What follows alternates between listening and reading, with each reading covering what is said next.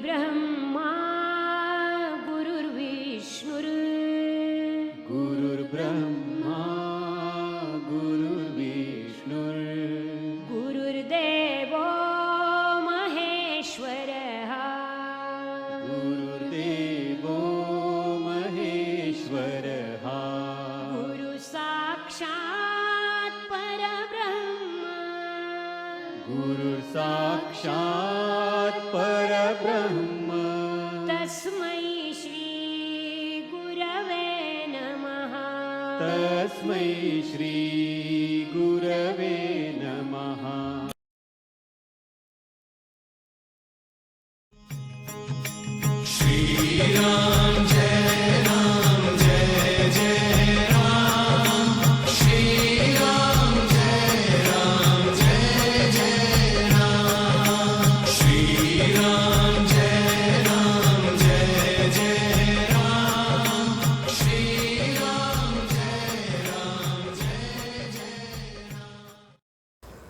प्रेम से बोलो श्री कृष्ण भगवान की जय।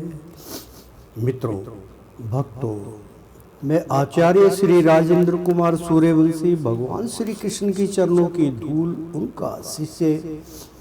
मित्रों, आपको जानकर बड़ी प्रसन्नता होगी कि कृपा निधान श्री रामचंद्र जी का इस घोर कलयुग में आगमन हो चुका है। परिवार सहित वो यहाँ पर आ चुके हैं। तो मित्रों, रामायण का यहाँ पर अमृतपान करवा रहे हैं आप। तो मित्रों, अमृतपान करना मत भूलिए। संपूर्ण रामायण का अध्ययन यहाँ चल रहा है और अमृतपान जो है हम आप तक पहुँचा रहे हैं। तो मैं आशा करता हूँ कि आप सभी इस अमृतपान को ग्रहण कीजिए और एक बार प्रेम से बोलो सियापति रामचंद्र की जय। तो मित्रों, आज का धारावाहिक प्रारंभ करते हैं। उससे पहले मैं बतला दूं आपको कि राम नाम की लूट है, लूट सके तो लूट, अंत काल पछताएगा जब प्राण जाएंगे छूट। राम नाम लड्डू गोपाल नाम घी, हर के नाम मिश्री तू घोल घोल पी।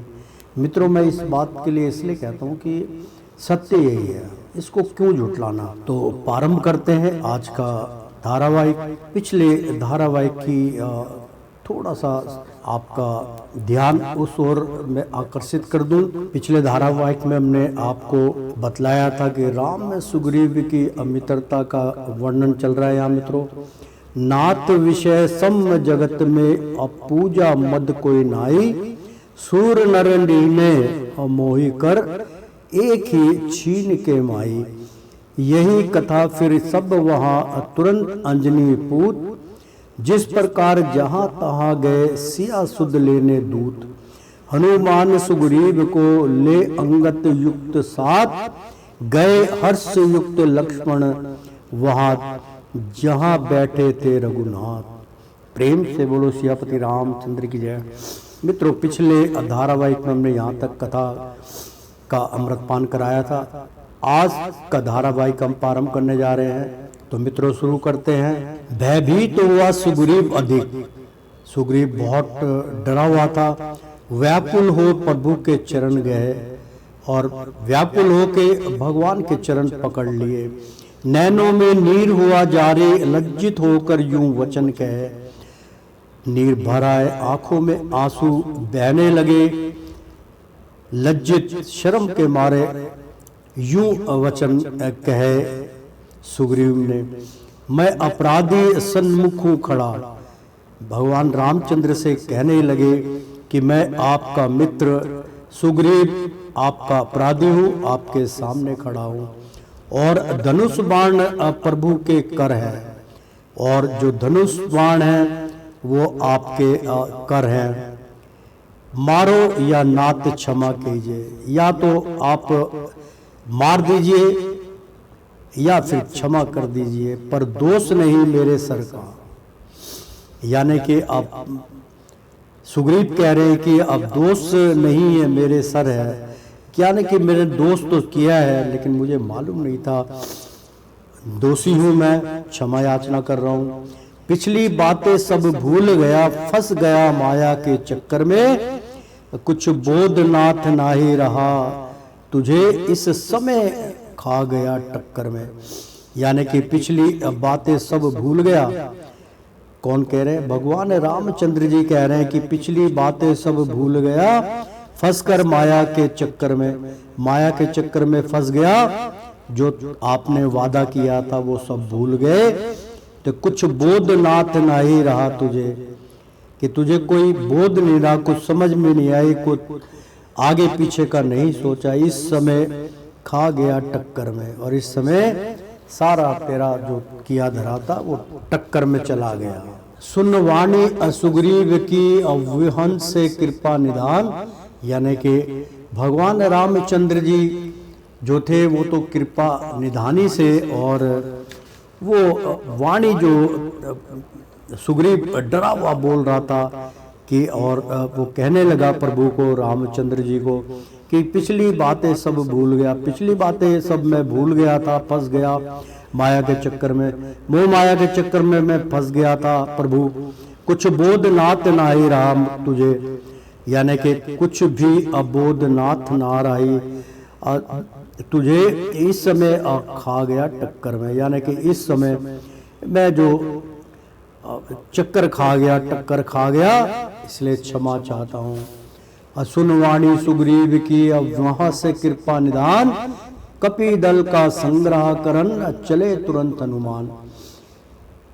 और सारी सुग्रीव की वाणी सुनी प्रभु ने। अब यहाँ से विरह तो हो रहे थे, वहां से कृपा निधान, तो कृपा निधान भगवान श्री रामचंद्र जी कपि दल, यानी कि भगवान के सेवक श्री हनुमान जी तो अपने दल के साथ, अपनी सेना के साथ कपि दल का संग्रह करन, यानी कि अपने जो उनके दल थे, उनके जितनी जो वानर सेना थी, उनको सबको एकत्र करने के लिए हनुमान जी चले। तुरंत हनुमान जी वहां चल गए।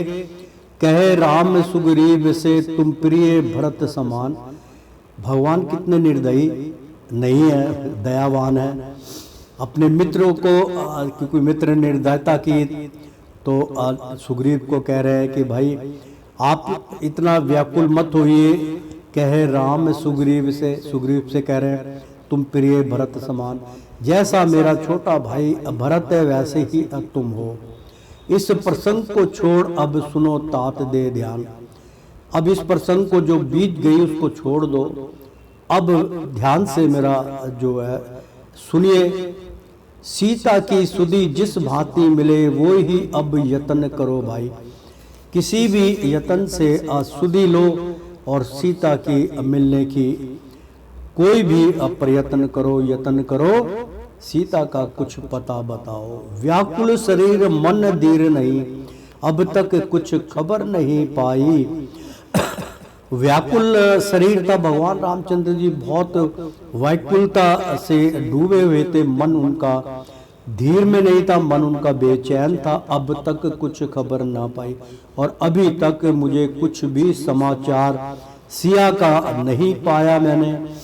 तो इत पवन तन तय, यानी कि इत पवन तय ने हो विद्यानाचल, यानी कि अब पवन पुत्र जो थे या तन में होकर विद्यानाचल फिर नीलगिरी पर आए हैं। उसके बाद वो नीलगिरी पे पहुंच गए। पहुंचे रोहित गिर, मलिया गिरी, धौला गिरिया, शिवगिरी धाये हैं।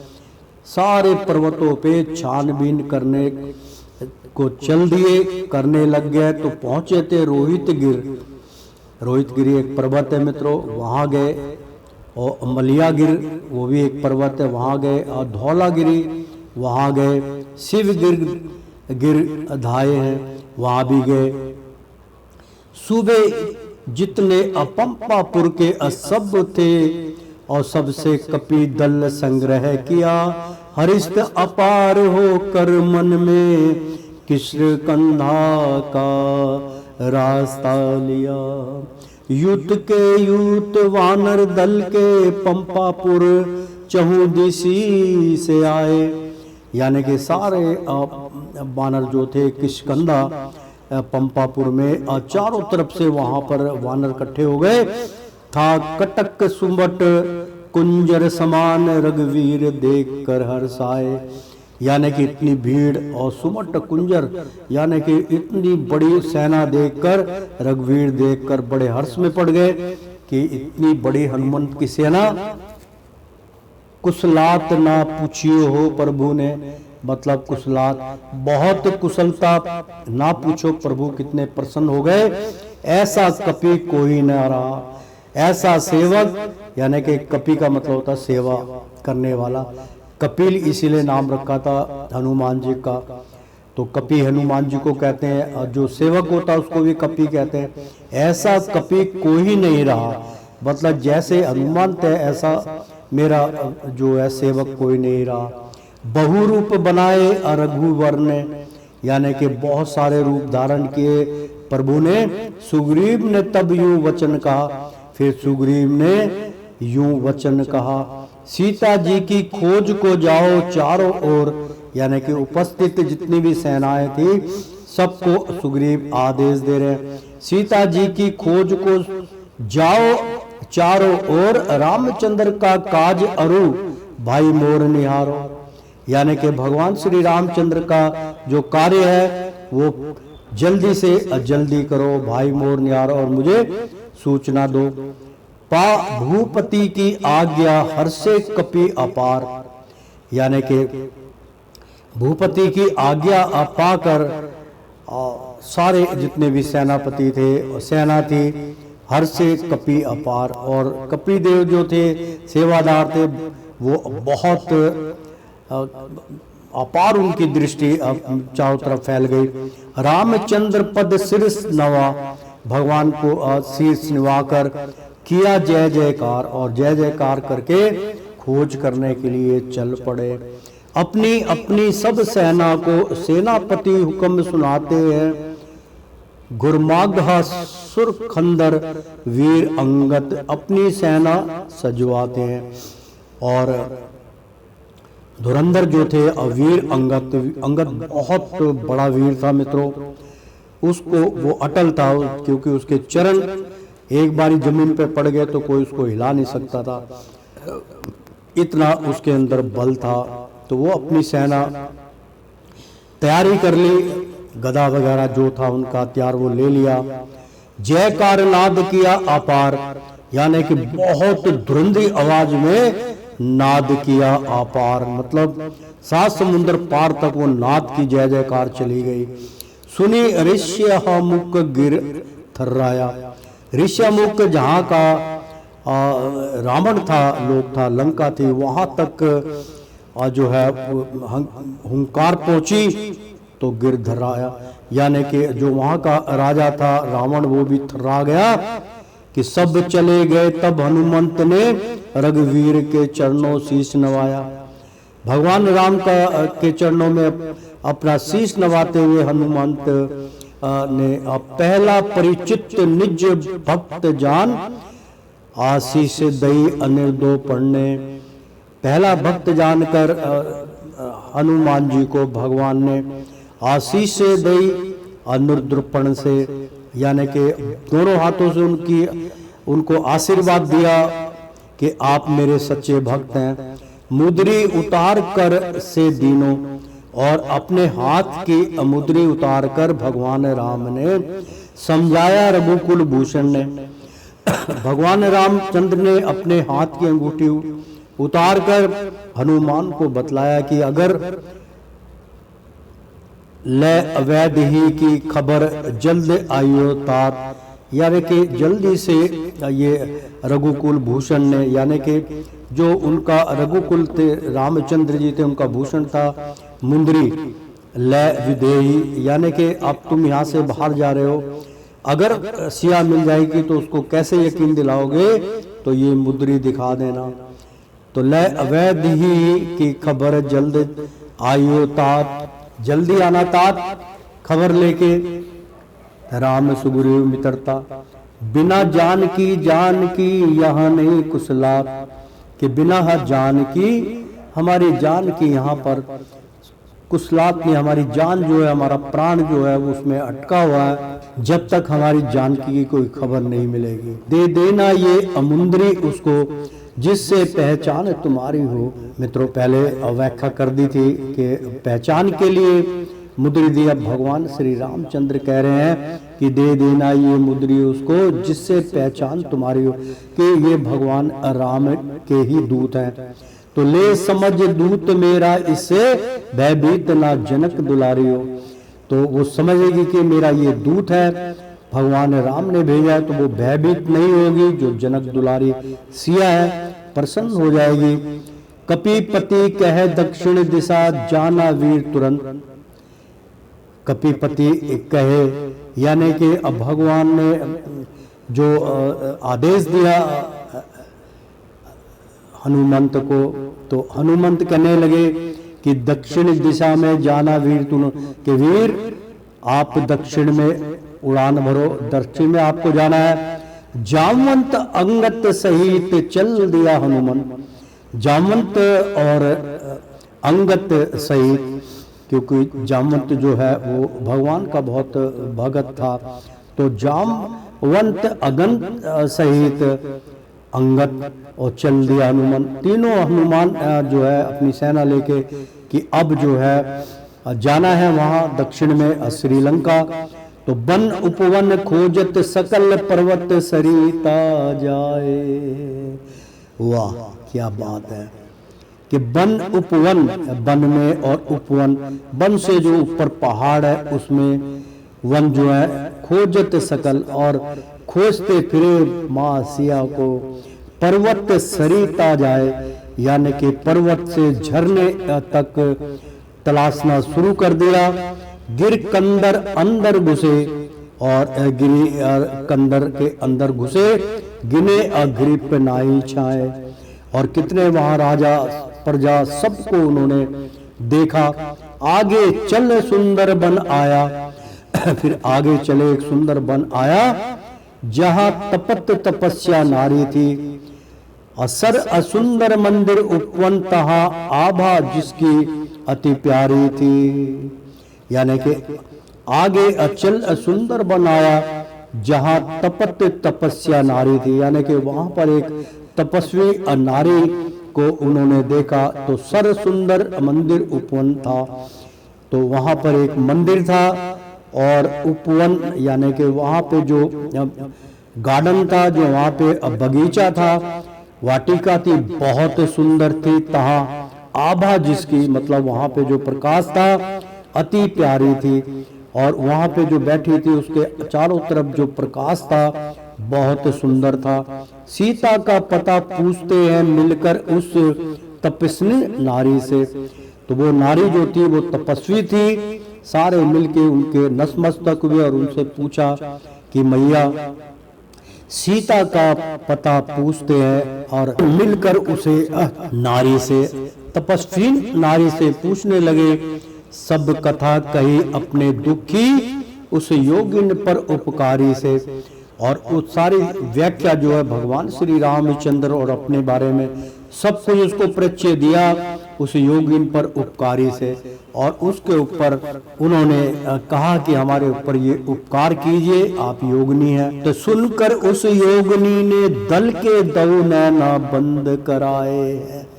यानी कि सुनकर उस योगिनी ने दल के दो नैना बंद कराए कि आप अपनी सब आंखें बंद कर लीजिए। सबने अपनी आंखें मूंद ली। तप की शक्ति से कपियों को सागर तट पर पहुंचाए हैं। और वो तपस्वी थी, अपने ताकत से, अपनी शक्ति से उन सब को तट के किनारे जाके पहुंचा दिया।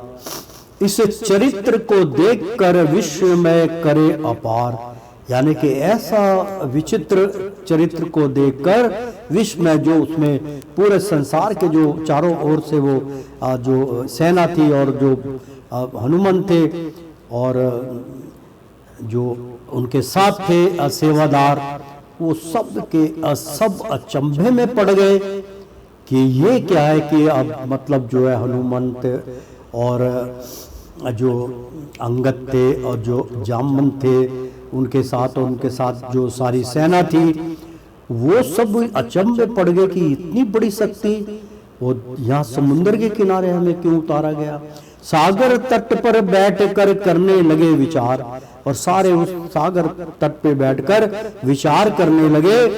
अवध बीत सारी रात गई, अवध बीत सारी गई, यानी कि आधी रात जो है बीत गई सोचने में।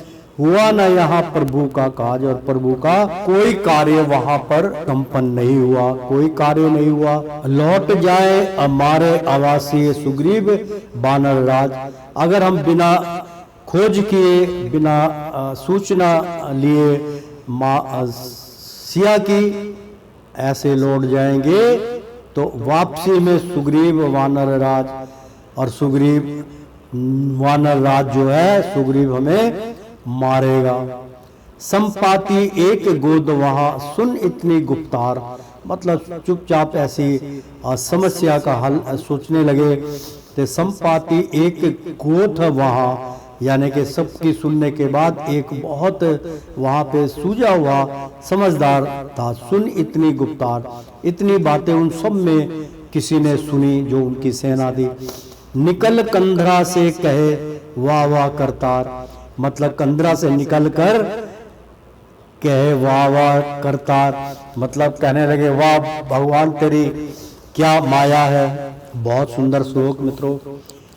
तो वाह वाह करतार तैने भेजा भला आहार, यानी कि कंधारा जो था, यानी कि राक्षसों का जहाँ पे गढ़ था, वहां से अचानक वो वहां पे उत्पत्त हो गया। कंधार क्या मतलब राक्षसी गुणी का कोई ना कोई कंधार जो था वो वहां पे उत्पत्त हो गया। वो देखने लगा और कहने लगा, जब वानर सेना और बड़े बड़े बलधारी देखे, वाह वाह करतार, मतलब क्या बात है भगवान, तैने अभेजा भला आहार, वाह आपने तो बड़ी कृपा करके बहुत भला आहार भेजा, बहुत सुंदर आहार है ये।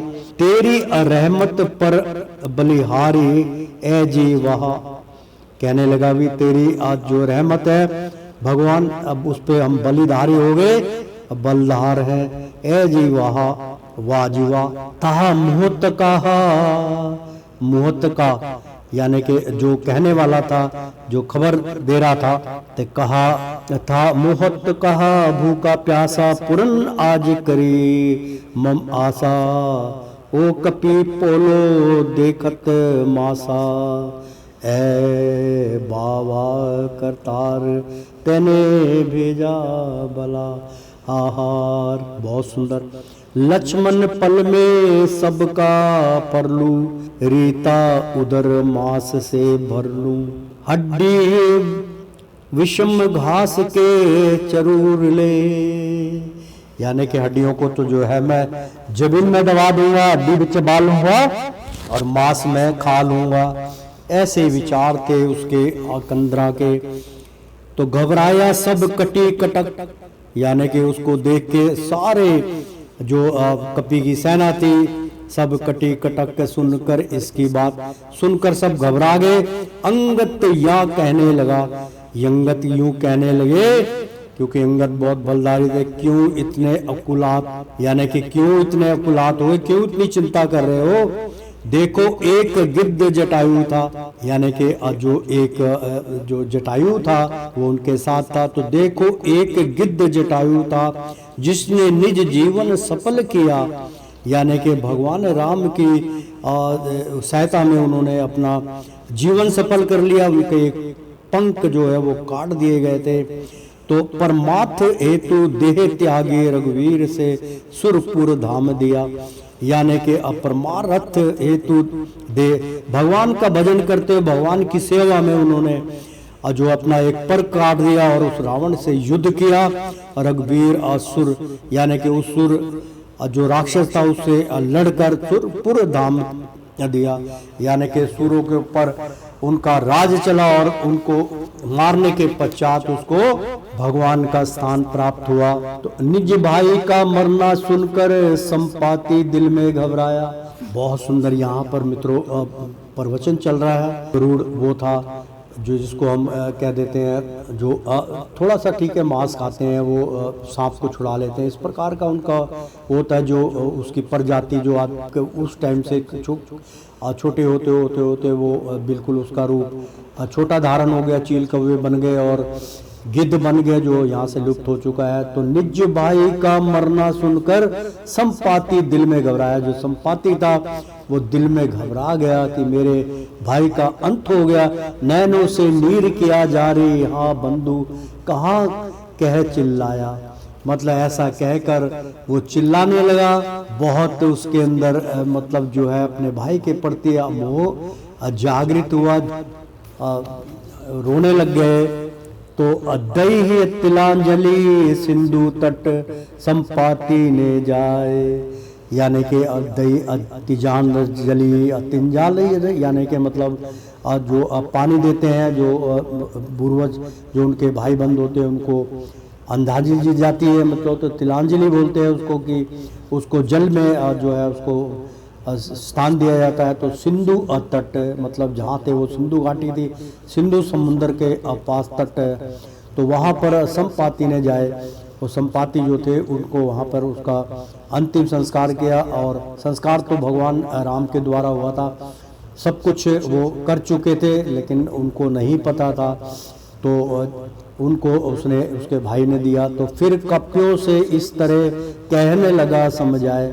फिर कपि जो बानर सेना थी उनसे कहने लगा, गिरी चित्रकूट ऊपर बसे, यानी कि गिरी जो है पर्वत जो है त्रिकुट, चित्रकूट ने त्रिकुट, तो त्रिकुट ऊपर बसे। त्रिकुट से ऊपर जो पहाड़ है उससे ऊपर समुद्र पार जो है लंकापुरी अविचित्र है, और लंकापुरी वहाँ पर बसी हुई है।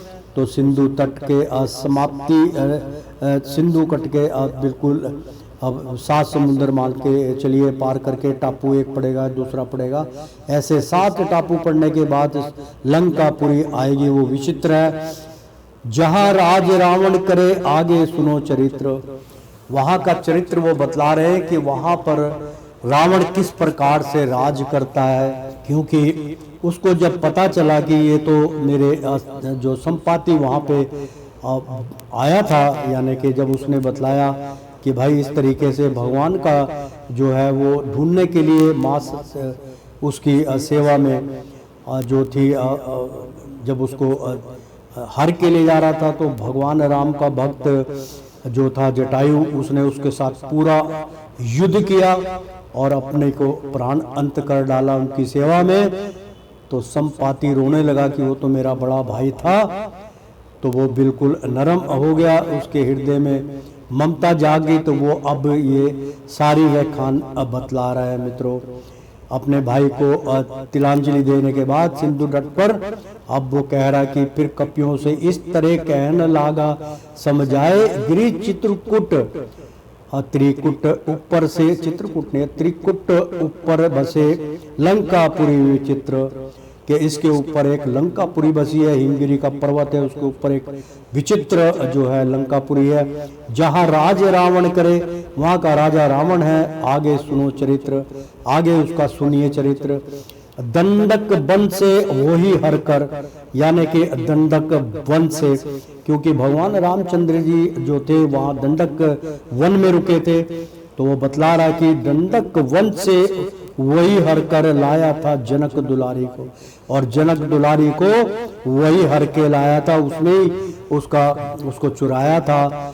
रखा अशोक वाटिका बीच, यानी कि अशोक का वाटिका है श्रीलंका में, वहां पर उसको उसने रखा हुआ है। रघुवीर रघुवर की अप्राण प्यारी को, तो भगवान श्री रामचंद्र जो रघुवीर हैं उनकी प्राण प्यारी को उसने वाटिका में रखा है। जो संत योजन सागर लांगे, यानी कि अब बतला रहा है कि जो 7 योजन सागर लागे, 7 योजन सागर को लागे। 7 योजन यानी कि बहुत होता है मित्रों, लगभग 7 योजन का मतलब है कि 35-40 या 50 मील कह सकते हैं, या योजन इतना कह सकते हैं मित्रों, इतना होता है। एक योजन काफ़ी 10 मतलब किलो का, 1 किलोमीटर का 1 योजन होता है, शायद ऐसा है। मैं इसलिए कह रहा हूँ मित्रों, अनुभव इसलिए कि वहाँ से जो भगवान श्री राम जी का उद्गम स्थल है, जहाँ से उन्होंने जो है लंका पे चढ़ाई करी थी मित्रों, रामेश्वरम चौथा धाम है, वहाँ से 35 या 40-50 किलोमीटर दूर है श्रीलंका, इसलिए वहाँ से समुद्र से वो साफ नज़र आती है। तो जंगल नज़र आता है, कई पड़ाव नज़र आते हैं, तो एक अंदाजा है मित्रों। तो दंडक वन से वही हर कर लाया था जनक दुलारी को, रखा अशोका वाटिका बिच रघुवीर की प्राण प्यारी को। जो 7 योजन सागर लांगे वह पता सिया का लाएगा। अब कहने लगा कि जो ये 7 योजन जो समुंदर है, इसको जो लागेगा 7 योजन समुंदर, यानी कि 7 समुंदर पार करके उसको जाना पड़ेगा, इसको लांगेगा वह पता सिया का लाएगा। उपकारी वह कहलाएगा, यश दुनिया में कर जाएगा, और वही उपकारी कहलाएगा और दुनिया में उसका यश होगा। आज भी उनका यश है, भगवान हनुमान जी की जय हो। तो संपाति कह चल दिया कपि मन करे विचार, यानी कि संपाति जो था उसने क्षमा याचना करके अपना चरण वंदना करके भगवान का सुमरन करके चल दिया, वो वहां से निकल गया, चला गया। कपि मन करे विचार, अब हनुमंत जो थे वो विचार करने लगे कि इसको कैसे लांगा जाए। कौन वीर अब करेगा 7 योजन को पार, ऐसा कौन सा बलधारी है जो इससे 7 योजन समुद्र को लांगेगा और मां सिया का पता लगाएगा। मौन साध बैठे रहे पवन तन्ने हनुमान, और मौन साध लिया, हनुमान जी बैठे रहे कि कैसे इसको पार किया जाए। जामवंत था अति चतुर, जो जामवंत थे रिच जिसको बोलते हैं, रिच स्वरूप थे। तो जामवंत एक रिच का स्वरूप था, बहुत भड़कम था, वृद्ध अवस्था में था वो उनके साथ था। भगवान का बहुत जो है प्रिय भगत था मित्रों। जामवंत था अति चतुर, कहने लगा तुरंत, और उसी टाइम वो कहने लगा, हे महावीर बजरंग बली, तुम सब कपि दल के नायक हो। हे बजरंग बली, आप तो पूरे कपि दल के नायक हो, क्यों बैठे हो चुप मौन साध, हम सबके तुम ही सहायक हो। कहने लगे, जामवंत कहने लगे, हे महावीर बजरंग बली, तुम सब कपिल दल के नायक हो, क्यों बैठे हो चुप मौन साध, अब सबके तुम ही सहायक हो। अब मौन आप तोड़ दीजिए, क्योंकि तुम्हारे अलावा अब किसी का कोई सहारा नहीं, आप ही सहायक हो, आप ही दल को संचालन करने वाले हो, मौन तोड़ दीजिए। तुमने प्रभु के काज हित लिया जगत अवतार, भगवान का कार्य करने के लिए इस जगत में आपका जन्म हुआ है। हनुमंत को कहने लगे, वाणी सुन वह पवन सूत हुए पर्वताकार, यानी कि वाणी सुनकर जो पवन पुत्र थे वो पर्वताकार हो गए, मतलब अपना जो कद था वो उन्होंने विशाल कद बना लिया, और वो पर्वत के माफिक वो देखने लगे, नीचे खड़े हुए सब आंखें ऊपर करके देखे, इतना विशाल रूप बजरंग बली, अगर मुझे ऐसे दर्शन मिल जाए तो मैं सत सत प्रणाम करूं चरणों के। थोड़ी सी झलक मिली है मित्रों, मेरे को हल्की झलक मिली है, मैं उनको देख रहा हूं अपनी, क्योंकि जैसी चेतना होती है, जैसा यहाँ पे प्रवचन चल रहा है उसके माध्यम से मैंने देखा है, वो तो काफी जो है उनकी लंबाई चौड़ाई पर्वत के माफिक हो रहे और हंस रहे हैं, वो मुस्कुरा रहे हैं मित्रों। तो पर्वताकार बोले कर सिंहनाद गर्जन, मतलब फिर सिंह के नाथ मतलब गर्ज में बोले, जो कहो सिंधु को पी जाऊं। अब क्रोधित हुए हनुमंत, कहने लगे गर्जना करके कि अगर आप कहते हो तो मैं ये सिंधु घाटी को पूरी को पी जाऊंगा। वो समुद्र को ही पीने की उन्होंने बात कर दी हनुमंत ने, कि मैं अब इस कार्य के लिए समुद्र को ही पी जाऊंगा। लांगने की बात तो बहुत दूर है, तो या कहो अलंक को घेर समेत, यानी कि या कहो तो लंका को गिर समेत, यानी कि पर्वत समेत सागर के बीच डुबा जाऊं, यानी कि पूरे लंका को जो चारों तरफ बर्फ से ढका हुआ है, गिर समेत यानी कि पर्वत समेत सागर के बीच डुबाऊं और उसको उठा के सागर में डुबो दूंगा। अब सब लोग बड़े भयभीत हो गए कि भाई एक, क्योंकि वो भगवान शिव के अवतार थे, भगवान शिव ने ही बजरंग बली का अवतार लिया था। कथा आप जानते होंगे कि जो अहिल्या थी, क्योंकि यहाँ पे अहिल्या का प्रश्न आया था, अहिल्या जो थी उसको उसके पति का शाप मिला था, और वो शाप ऐसा था मित्रों कि पुत्री को भी साथ में शाप मिला था। तो पुत्री को उन्होंने कहा था कि तू बिन ब्याही तू जो है तेरे कोख भर जाएगी, बिन ब्याही जो है तू माँ बनेगी और ये पत्थर की शिला हो जाएगी। तो मुनि जो थे उन्होंने बहुत उनका जो शाप था वो बहुत उज्जवल था, पूर्ण होना था। तो मित्रों आप जान गए हो, क्योंकि मैं कथा राम की चल रही है, मैं इसलिए उनकी कथा का वर्णन नहीं कर रहा हूँ, हिंट दे रहा हूँ। तो उस कन्या का नाम जो था उसका नाम था अंजना। तो अंजना के जो था बिन ब्याह थे, तो अंजना के पुत्र जो थे वो अंजना के कान से उत्पन्न हुए थे हनुमान जी। कैसे उत्पन्न हुए से क्या उनको लगा था, ये तो हनुमान की कथा में है। तो मित्रों यहाँ तक कि मैंने कथा का उच्चारण किया आपको।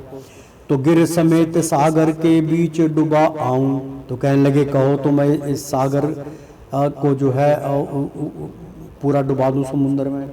जामंत कहने लगा आयुष जो दी राम, जामंत जी कहने लगे आयुष भवा, आयुष्मान भवा जो दी राम, जो राम ने आपको आशीर्वाद दिया आयुष्मान भवा का, तो वही काम केवल करो। जिस काम के लिए आपको आशीर्वाद प्राप्त है केवल वही कार्य करना है। लाओ सिया पैगाम, केवल आपको ये सब कुछ नहीं करना है, दैस नहीं करना है, कुछ नहीं करना है, आप केवल उनकी आज्ञा का पालन कीजिए और माता सिया का पता लगा के आइए।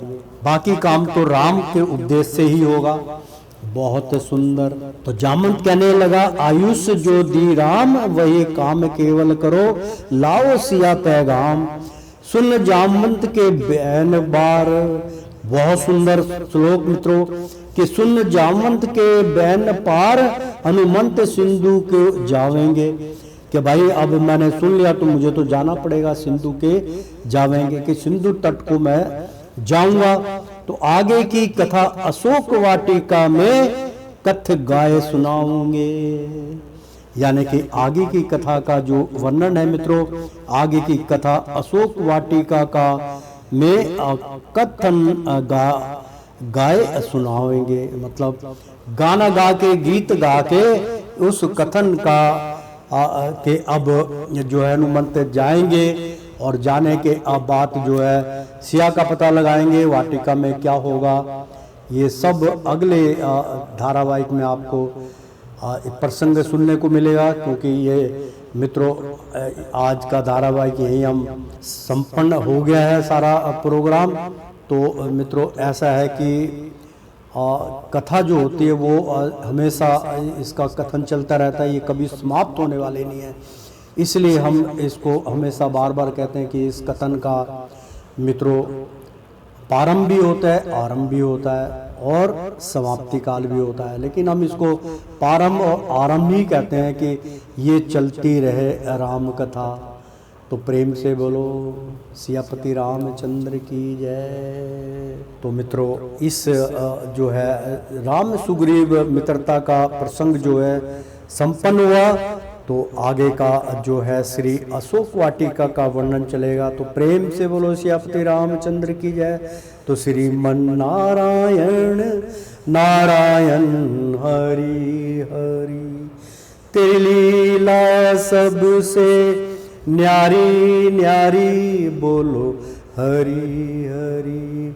ओ श्रीमन नारायण नारायण हरि हरि, ओ लक्ष्मी नारायण नारायण हरि हरि। प्रेम से बोलो, एक बार बोल दो ना राधे राधे। कृष्णम कृष्णम